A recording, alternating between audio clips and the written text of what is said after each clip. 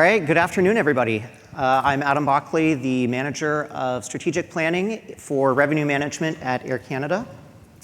So I'll talk a little bit about our vision for the future, but also about what we've experimented with in the past that sort of shaped why we believe in our vision today. So our vision is a world where prices are continuous and offers are created dynamically. We really believe that we want to start with these basic building blocks here of individual components for an offer. So do you want a checked bag? Do you want a particular type of seat assignment? How about various ticket change or refund policies?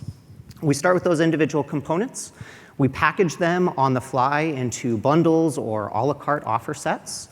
And then we optimally price them on a continuous basis without necessarily having any sort of RBDs involved in the process. And the output of all of this are real-time offers that we believe will maximize expected network contribution from each shopping request. Now, we're pretty far from that vision today. So Air Canada today has static products. We call them branded fares. And we have static price points within RBDs. And today we combine products with RBDs to produce what we're selling to consumers.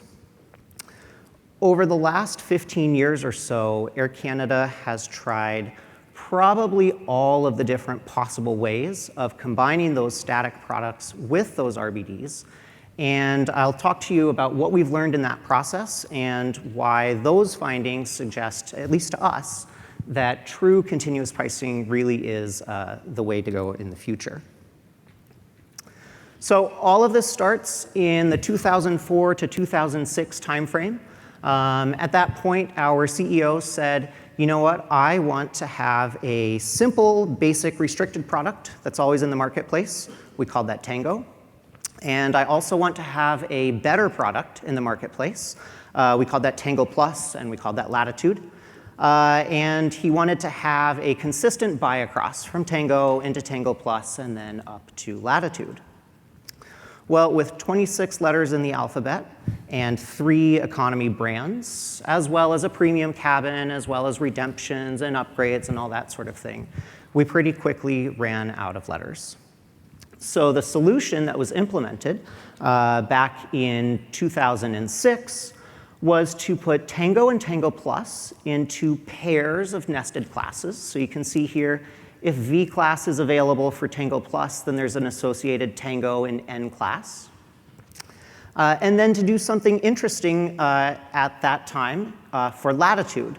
Now I should pause here and say, we fulfilled based on RBD. So what that means is when a customer showed up at the airport and when a customer came into our systems, we looked at which RBD they had been booked in. So if they were a B-class passenger, we gave them B-class or Latitude service. Likewise, if they were a U-class, we gave them Tango Plus, and if they were P-class, we gave them Tango service.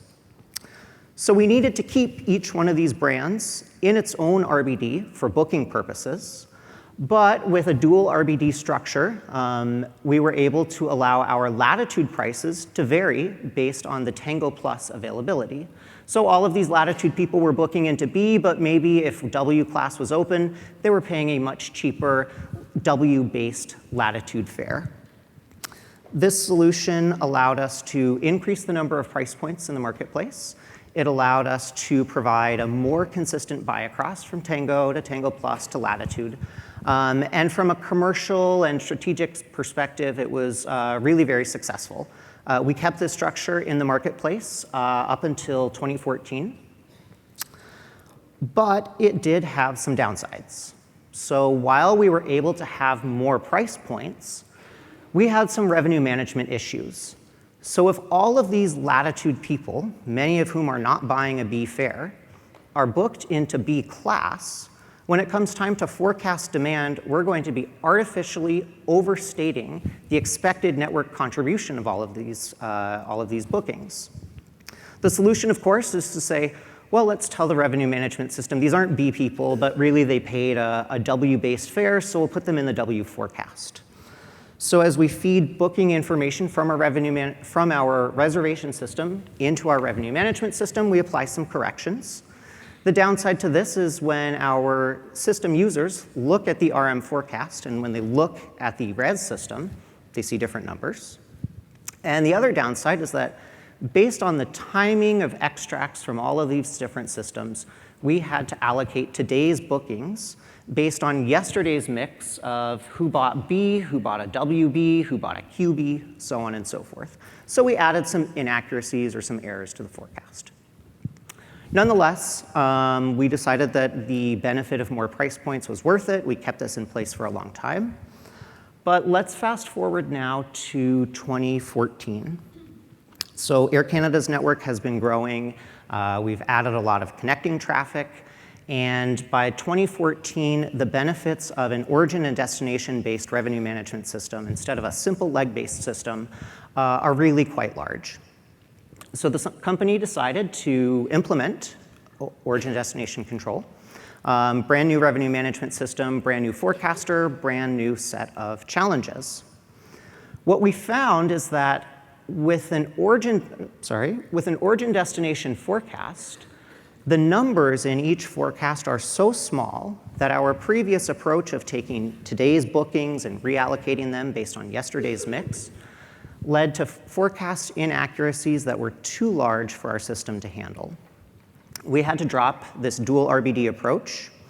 We actually went back to a very simple fare structure, Tango at the bottom, Tango Plus in the middle, Latitude at the very top.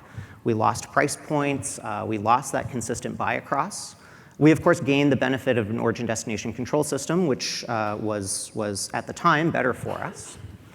But we wanted to restore our ability to offer more prices, more brands. In 2017, we embarked on a branded fare project, which involved changing our fulfillment strategy. Instead of fulfilling orders, basically, based on the RBD that somebody booked in, we fulfilled based on the last two letters of a fare basis code. So we read your fare basis code. If it's ended in TG, we knew you were a Tango, now called Standard, customer. If it ended in FL, you were a Flex, which used to be a Tango Plus customer.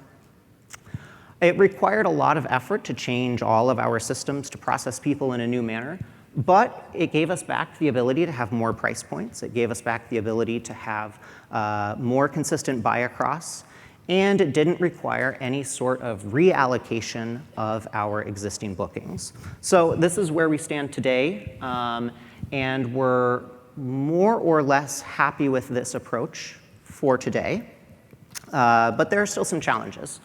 So one issue with this strategy is that there's no ability to separately control the availability for any of the individual brands within an RBD, right? Our revenue management system says that S-Class is available. We can't say that, well, right now we only want to sell S-Comfort and not an S-Basic, or we want to sell an S-Flex and not an S-Standard. And that's just a limitation of this approach. It's something that we've decided to live with for today. But in a new world where we have more flexibility and we have more products, we don't want to be bound by that constraint. So what we really see going forward is more flexibility with more products, more price points, more control. We'd like to be able to create the offers that meet the needs of a very diverse set of customers. And we don't think that we can really do that with the current RBD-based structure. So our branded fare approach, as I said, doesn't have the right level of control over the products and the price points. A dual RBD structure, like we've implemented in the past, while it provides a lot of commercial benefits, it also had some complex forecasting interactions for us, the way we had implemented it. And so we're pretty strong proponents of moving forward with a true continuous pricing, true classless system that can create dynamic offers on the fly. Doing this will require revisiting basically the entire revenue management process, so it's not a simple task and it's not something that'll be done overnight. We need to relook at forecasting, we need to relook at optimization, we need to relook at pricing, and pretty importantly, we need to look at how to integrate the flight side with the ancillary side.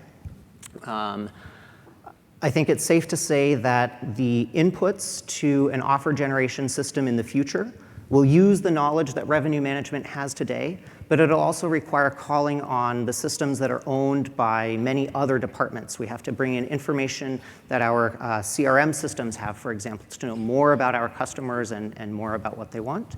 And that'll be an ongoing process.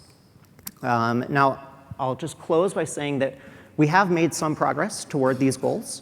So none of these are live yet, but we are testing in an offline environment willingness to pay based forecasting models that have no RBDs involved in any of the core forecasting processes. So we're examining how those perform on our network, how those perform within the context of our existing revenue management practices. We're also looking at continuous pricing models, or really like a dynamic discounting model, which we could hopefully implement quicker.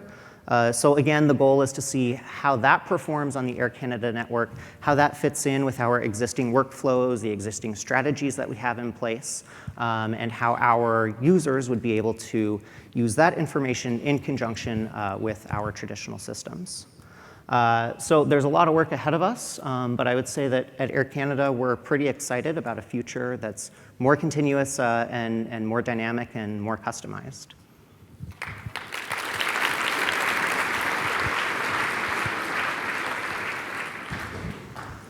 Thanks, Adam. Thank you. That was very interesting. Actually, I first met Adam. He was actually a student at MIT in the PODS Consortium, and he was doing a presentation on some of the studies there. I'm going to ask you, Adam, put you a little bit on the spot here. Now that you've been out of the academic area more recently and now gone into the airline side, what has been your biggest surprise going from what is on the books, or what could be possible, and what is really possible, or what's kind of the biggest surprises of what the airlines are really dealing with? Ooh. Should choose my words carefully here, maybe. No, I think on two fronts there are some big surprises. So one, on the traditional RBD-based pricing side. You know, we all know that pricing is in some ways more of an art than a science. But what was a surprise coming into the industry is how sometimes pricing structures in this RBD-based world haven't quite evolved with market conditions. And so you end up in situations where the revenue management system is a little bit limited in what it can actually do, given the tools that are available to it. But I would say maybe bigger than that is how important and how challenging fulfillment can be. You know, in the academic literature and in simulations, it's very easy to say, we'll create this product and we'll give it this price, and people tend to think a lot about how you choose that product and especially how you choose that price.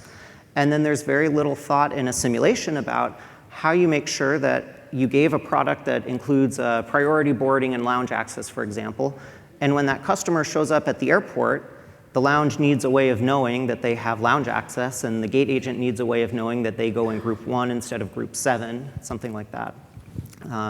So the fulfillment side of things is very different in industry. Excellent. Well, thank you very much. I really enjoed it. Thank you.